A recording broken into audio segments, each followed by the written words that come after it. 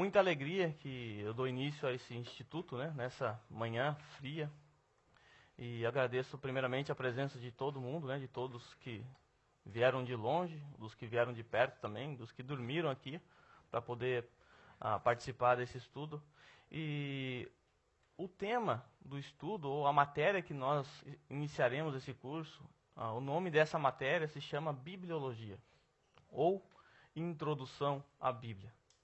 Quem aqui já estudou Bibliologia alguma vez na vida? Ótimo, ninguém estudou. A Ana estudou. Essa matéria é uma matéria, geralmente, uma matéria introdutória em qualquer seminário que você for fazer. Geralmente é uma das primeiras matérias, porque essa matéria te dá base para você entender as outras matérias. Você precisa dessa matéria. E deixa eu contar alguma coisa para vocês da minha infância. Quando eu tinha 7, 8 anos, eu ia para a igreja com a minha avó. Minha avó sempre me levava para a igreja. Eu gostava de ir para ficar arrancando verniz do banco, né? E fazia unha postiça preta. E eu ia para a igreja com a minha avó. E eu sempre percebia que eles tinham um livro, uma Bíblia. E na minha cabeça de criança, eu acreditava que realmente aquele livro era de Deus, como minha avó dizia. Mas eu pensava que esse livro, em algum momento da história, havia caído na cabeça de alguém. E alguém pegou esse livro, de alguma maneira fez cópia, e estava todo mundo na igreja com um livro que caiu na cabeça de alguém. E para a mente de uma criança de 7 anos, isso é normal, não é verdade? Tomara que seja. Espero que seja. Mas essa era a minha concepção de como a Bíblia havia chegado em nossas mãos. E com 15 anos, o Senhor me chamou para o Evangelho. E eu fui para a igreja. E a minha concepção de Bíblia não havia mudado. Eu não parei para pensar. Agora, já uma criança de 15 anos pensar que a Bíblia caiu na cabeça de alguém, já é um pouco estranho. Mas se eu disser para vocês que há adultos, hoje ainda, que acreditam que a Bíblia caiu na cabeça de alguém, e esse alguém fez cópias. Então, com 15 anos, quando o Senhor chamou para o Evangelho, eu fui para a igreja, acreditando ainda que esse livro havia, em algum momento da história, caído de forma milagrosa na mão de alguém, e cá estamos com esse livro. Aí, com 16 anos, comecei a estudar teologia. E a primeira matéria que eu fiz foi Bibliologia. E nessa matéria, eu aprendi algo que a princípio eu não gostei. Eu preferia acreditar que a Bíblia havia caído na mão de alguém, na cabeça de alguém em algum momento. Eu aprendi que esse livro aqui, como nós vamos ver, esse livro aqui foi escrito por homens normais. Pessoas comuns como nós. Pessoas... Vou beber água aqui, eu tenho uma secura aqui de garganta. Então eu aprendi que esse livro havia sido escrito por pessoas. E daqui a pouco nós vamos ver o número mais ou menos de pessoas.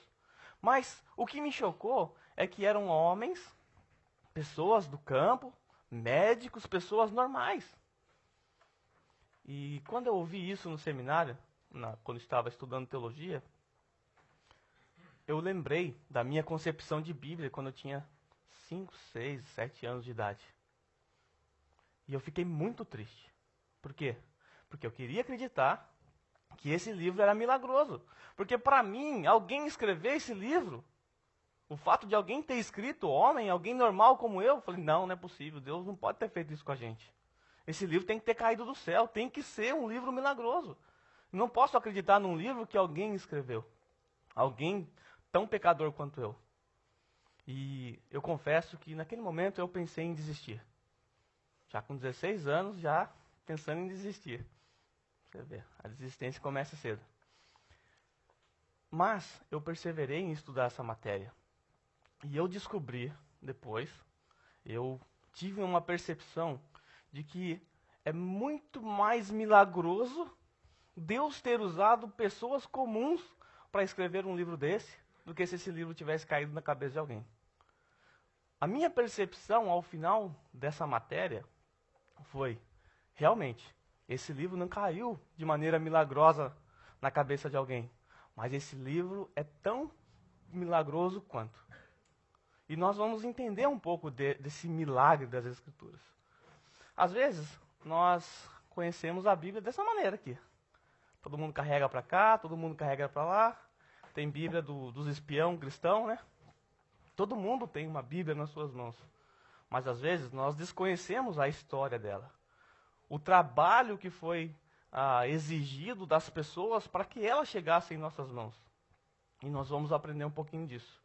Então o intuito dessa matéria, ao final de tudo, não é simplesmente dar conhecimentos técnicos a respeito dessa matéria, mas é dar convicções de que esse livro é a palavra de Deus.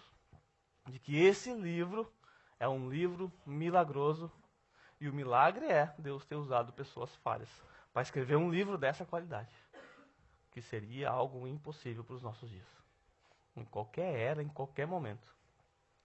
Então vamos iniciar a introdução à Bíblia dessa maneira. Se você até agora pensou que o livro havia caído do céu na cabeça de alguém, então uma má notícia, não foi assim. Não foi assim.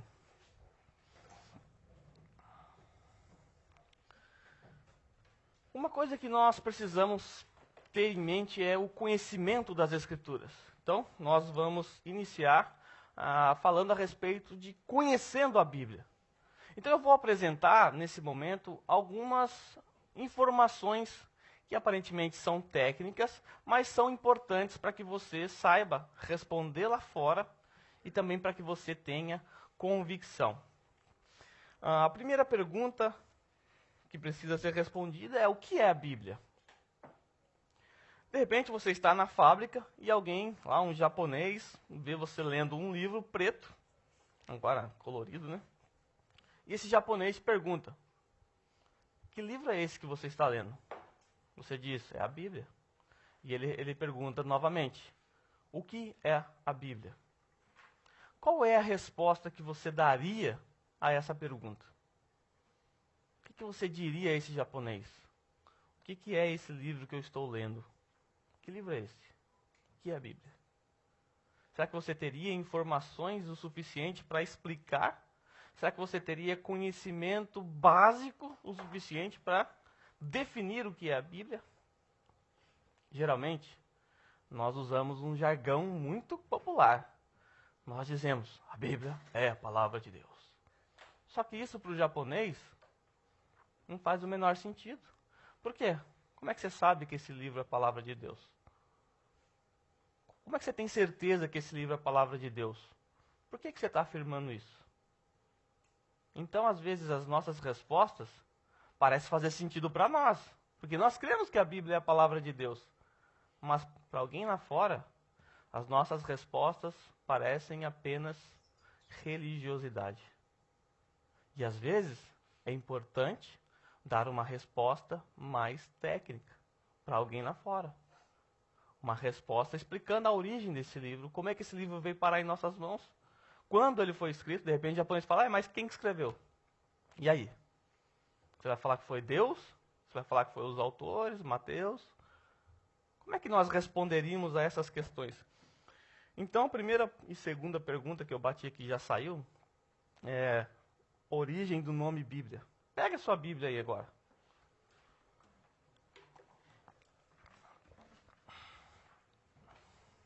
Agora, eu peço para que alguém me mostre um versículo. Vamos ver se vocês sabem. Um versículo em que você encontre a palavra Bíblia. Achem na sua Bíblia a palavra Bíblia. Quem pode encontrar? Na capa, exato. Na capa, acertou. O único local que você vai encontrar a palavra Bíblia, né, no português, né, que ficou para nós conhecido como Bíblia, é na capa. Mas não é estranho isso? Por que nós não temos dentro das Escrituras a palavra Bíblia? Então, outra pergunta: a origem do nome Bíblia. Quem que inventou esse nome? E quem colocou esse nome na capa? Geralmente, na capa você põe o que você quer: doutrinas básicas, teologia, você põe aí que vocês estão, teologia básica, fundamentos básicos. Você põe o nome que você quer. Mas quem que colocou esse nome lá? Por que esse nome está na capa? E o que significa isso? que significa esse nome, qual é a sua origem. Tá bom? Depois nós temos quem que escreveu essa Bíblia. A Bíblia é a palavra de Deus, né? Nosso jargão. Legal isso aqui. Realmente, ela é a palavra de Deus. Mas Deus escreveu a Bíblia? Ele lá no céu sentou em algum momento na carteira celestial, começou a escrever esse livro? É ele que escreveu?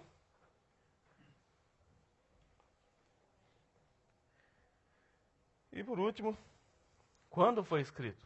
Se a Bíblia é a palavra de Deus, e se você acredita que Deus escreveu lá no céu, sentado numa mesa, esse livro, em língua portuguesa, quando que ele fez isso?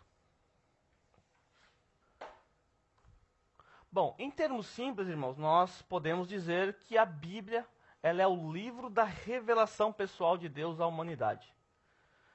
A Bíblia é o livro da revelação pessoal de Deus à humanidade. Então, nesse livro contém o que? A revelação. Deus se revela nesse livro à humanidade. E é um tremendo engano nós acreditarmos que todas as revelações da mente de Deus estão aqui nesse livro. Eu já vi pessoas subir no púlpito e falar que tudo que nós precisamos saber está aqui. Isso é muito vago. Porque a Bíblia não é uma revelação de tudo. Ela tem uma revelação focada. A função principal das Escrituras é trazer a revelação do Verbo. É apresentar a revelação de Jesus Cristo. Tanto é que no Antigo Testamento já temos um enfoque na pessoa de Cristo. Qual é a primeira profecia que nós temos a respeito de Cristo? Logo depois da queda. A Bíblia já começa falando a respeito de Jesus Cristo. Ele é o descendente daquela mulher. Gênesis 3,15. Já ao primeiro casal, há uma promessa de que haveria um momento em que o Redentor viria, o Salvador. Então a revelação de Deus, ela se foca no quê? Na pessoa e obra do Senhor Jesus Cristo. Então é um tremendo erro da nossa parte acreditarmos que todas as revelações ou toda a mente de Deus está aqui nesse livro. Pergunta, a mente de Deus cabe aqui? Não cabe. A mente de Deus não cabe aqui. Então a Bíblia, em termos simples, ela é a revelação, é o livro da revelação pessoal de Deus. Origem do nome Bíblia. Vamos entender a questão da origem do nome Bíblia. De onde que surgiu isso? Se nós procurássemos, como vocês procuraram, a palavra Bíblia, né, como está escrito aqui nessa frase, vocês não encontrariam. Mas essa palavra, ela é uma palavra que surgiu de uma derivação de outras duas palavras. Então, é uma palavra que saiu do grego, é derivado do grego, e ela é uma variação de outras duas palavras. Essas palavras que deram origem ao nome Bíblia, elas foram mudadas semanticamente, né? Por exemplo, a folha de papiro, vamos imaginar que isso aqui seja uma folha de papiro. Daqui a pouco nós vamos aprender o que é o papiro. Essa folha de papiro aqui, eles chamavam de biblos. Uma folha, biblos, tá bom? Os gregos chamavam de biblos. Se eles pegassem várias folhas, temos várias folhas aqui, temos 8 folhas aqui, formando um livro. Eles chamavam isso aqui de biblon, tá bom? Então, uma folha, biblos, várias folhas juntas formando um livro, eles chamavam isso de biblon. Um livro, biblon. E a junção de vários livros agrupados, formando uma biblioteca, eles chamavam isso de Bíblia. Tá bom? Uma folha, biblos. Várias folhas formando um livro, eles chamavam isso de biblon. E vários biblons, ou seja, vários livros, eles chamavam isso de Bíblia. Todos conseguiram anotar? Tá?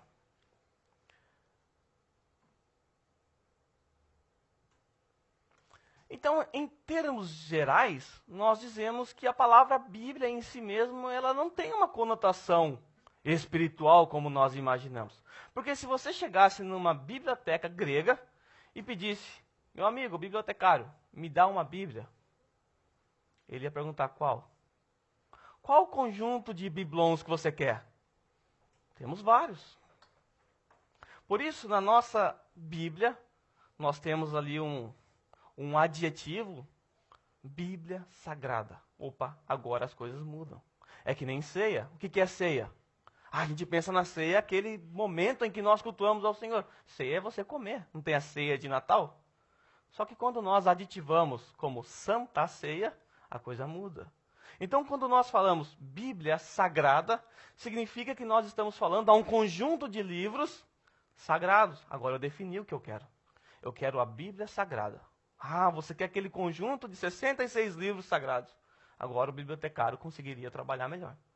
Então, em termos gerais e semânticos, nós dizemos que a palavra Bíblia ela é uma palavra popular e comum. Só que ela foi modificada semanticamente, de maneira que, para nós, quando nós falamos Bíblia, até mesmo para o grego, ele já vai saber que você está falando desse livro. Ele já sabe que você está falando desse livro. Por exemplo, se eu pedir para você, eu quero um Bombril. Eu não estou. O que você vai pensar? Que eu quero aquela marca? Não, você vai pensar que eu quero uma palha de aço qualquer. Por quê? Você já se acostumou que Bombril, colocaram isso na sua cabeça, que Bombril é aquilo ali. Só que Bombril não é aquela palha, pode ser outras marcas. E a mesma coisa aconteceu. A palavra Bíblia, ela foi tão influente que ela passou a ter um significado único. Agora eu quero pedir para que o Yukio, vou começar por aqui que já está ali o microfone com ela, pedir para que a irmã Sumier leia João 21, 25. E lá no fundo, eu quero pedir para que o Zé Katayama leia 2 Timóteo 4,13. João 21, 25. 2 Timóteo 4,13, o Zé Katayama. Depois a Ana vai ler para nós Apocalipse 20, versículo 12. Depois o irmão Sérgio vai ler para nós João 20, versículo 30. Tá bom? Nós vamos ver a palavra Bíblia, como foi traduzido para nós. No grego, vocês não vão perceber isso, mas no grego a palavra usada é Bíblia, tá? E a gente vai ver como é que os tradutores traduziram essa palavra Bíblia. E em João 20, versículo 30, a palavra usada ali é Biblon. Tá bom? A irmã Sumia já encontrou? Por favor.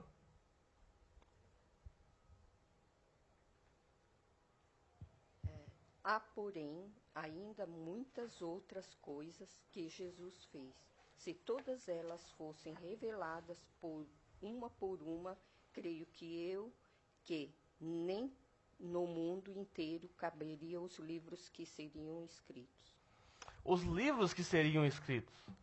Né? Jesus fez na presença de seus discípulos muitos outros milagres, e se fôssemos escrever aqui, não caberiam em todos os livros. A palavra usada ali é Bíblia. A palavra grega usada para isso é Bíblia, todos os livros, porque está falando de agrupamento de livros.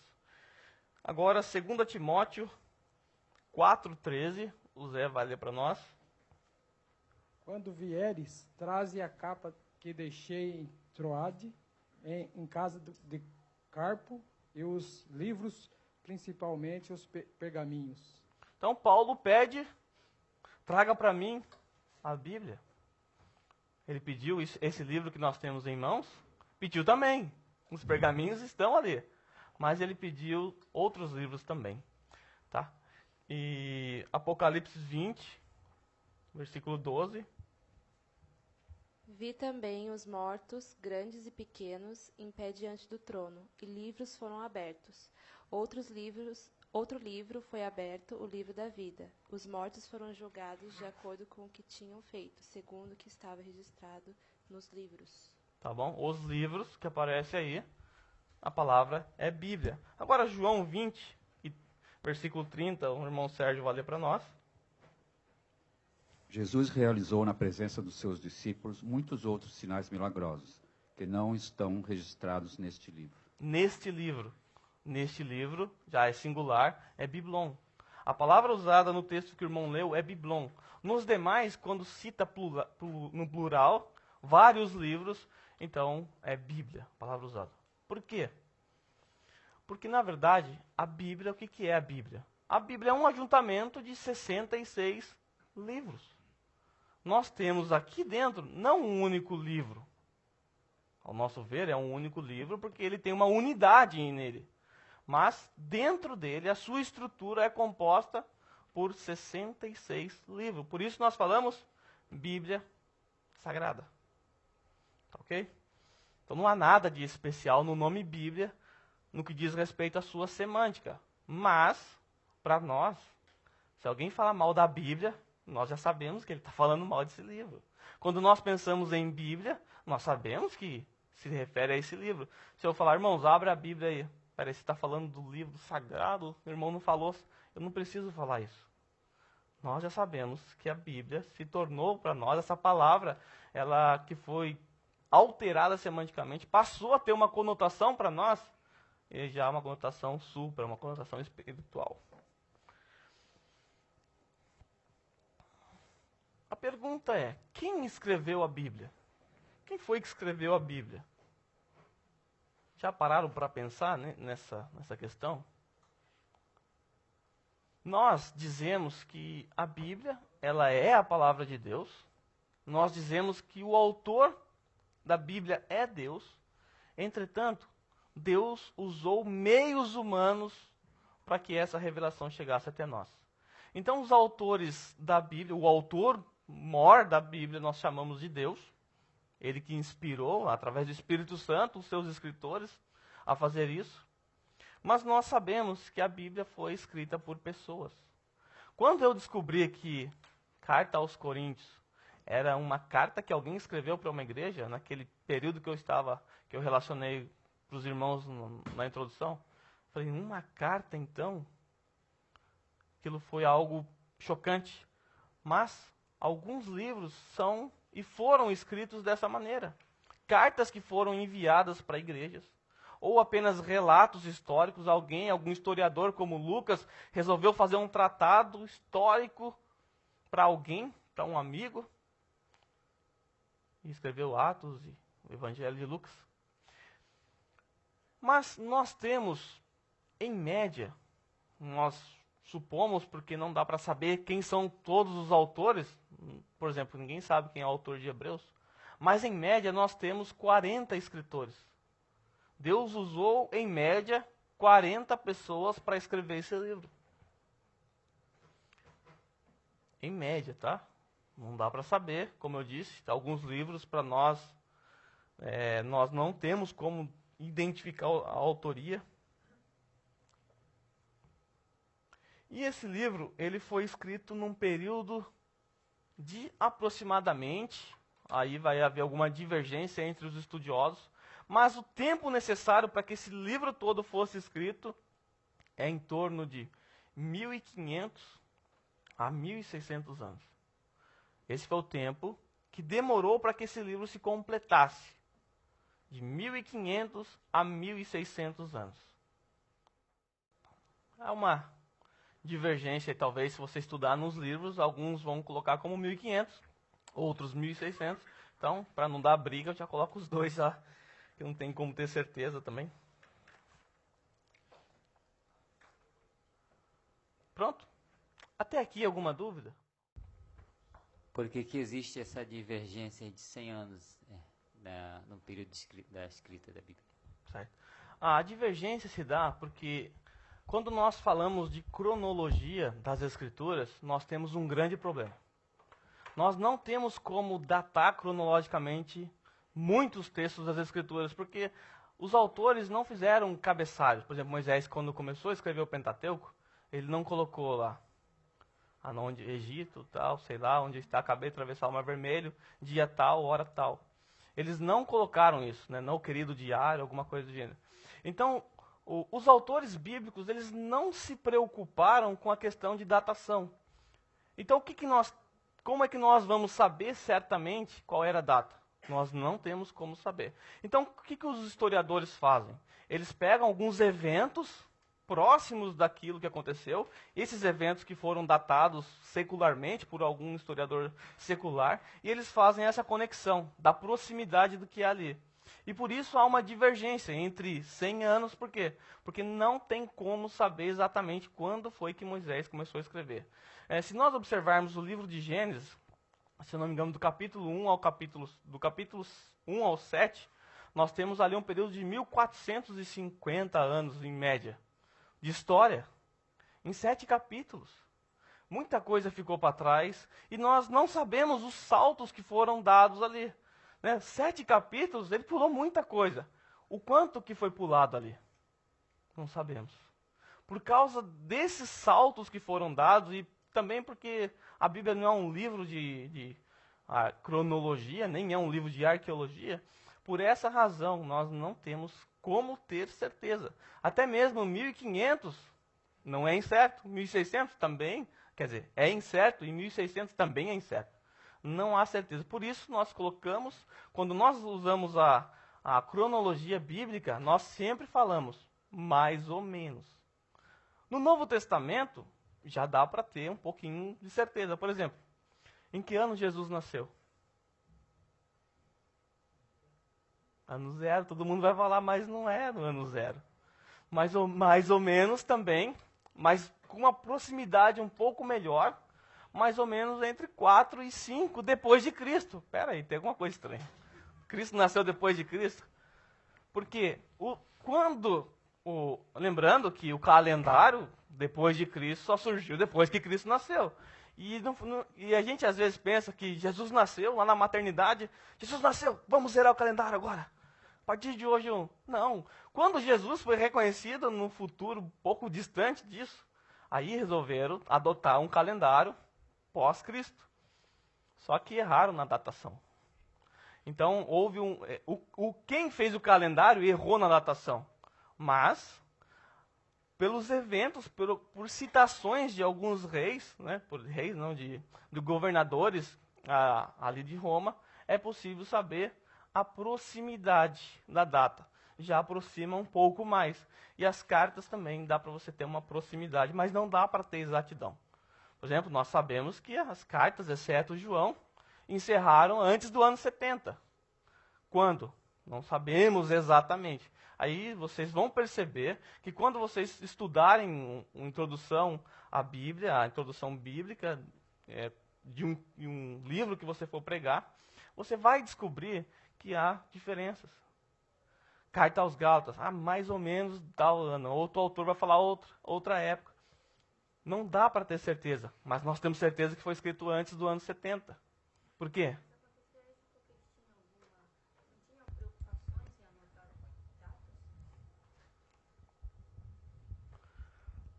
Mas aconteceu esse tipo de problema porque eles tinham o quê? Uma dificuldade em anotar a data? Não tinham essa preocupação que, por exemplo, a gente tem, né? Uhum. Eles escrevem a data e quando o que aconteceu. Nessa época não tinha essa preocupação, não existia isso? Então, alguns livros a gente vai conseguir datar, né? 3º ano do reinado tal. Opa, tem uma data ali. Aí facilitou. Eu sei quando foi isso. Eu vou pesquisar a história secular e eu consigo datar. Então, o que acontece? Aquilo ali eu consegui datar. Daquilo ali eu consigo tentar datar aquilo que está mais próximo. Não tendo certeza. E por quê? Exatamente, eles não se preocuparam. Moisés não se preocupou em pôr data. Então, como é que nós sabemos mais ou menos a data de Moisés? Por causa do Egito. Por causa de um rei que governava o Egito, por causa da arqueologia que encontrou fragmentos da história do Egito, e essa datação arqueológica também, que não é tão exata, por causa disso nós temos um pouco de noção básica, mas não era a intenção deles. Eles não se preocuparam com isso. Deus também não se preocupou com isso, e também, para nós, não seria algo tão relevante, Mas eles não se preocuparam com isso. Por isso, essa dificuldade que nós temos. O nome Bíblia que nós temos, ele só foi usado por João Crisóstomo, próximo do 4º século, do 3º para o 4º século. Então, nem os primeiros cristãos chamavam esses livros, os rolos, não era assim, de Bíblia, tá? Como nós pensamos. Quando eles juntavam os rolos, era a Bíblia, porque a palavra a palavra grega era usada para vários livros, era a Bíblia. Mas a palavra, esse livro, esse ajuntamento, como Bíblia Sagrada, quem usou pela primeira vez, João Crisóstomo, que viveu, que adotou isso, mais ou menos aí no ano 398 a 404 anos depois de Cristo, tá? Pode. Eu não sei se cabe, né, nessa parte, mas você acha que teve algum bribon, um desses livros que foi escrito que não entrou na Bíblia? Então, eu vou falar depois sobre os livros apócrifos. Eu acho que daí vai responder a pergunta, né? Porque existem vários livros. Não foram somente esses livros que foram escritos. Há outros livros que foram escritos. E às vezes aparece, hoje ainda, alguns livros daquela época. Aí começa sempre aquela discussão. Alguns falam que é sagrado, outros vão falar que não. Né? Evangelho de Judas, que apareceu esses dias atrás. E sempre surge essa dúvida.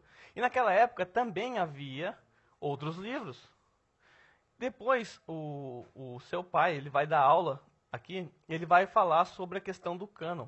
Como é que ele foi formado, como é que foi decidido, quais livros seriam agrupados, qual era o processo. Ele vai falar tudo disso. Mas depois, mais para frente, eu vou falar um pouquinho sobre o cânon, de maneira bem básica mesmo, só para nós entendermos a questão da palavra. E eu vou falar dos apócrifos, os livros que foram deixados de lado. Os livros que não entraram aqui. Muitos livros ficaram de fora e outros livros entraram em outra versão católica, aí que a gente vai falar depois. Então, eu não vou responder exatamente agora, porque a gente vai falar disso depois. Há outros livros que ficaram de fora. Alguém mais?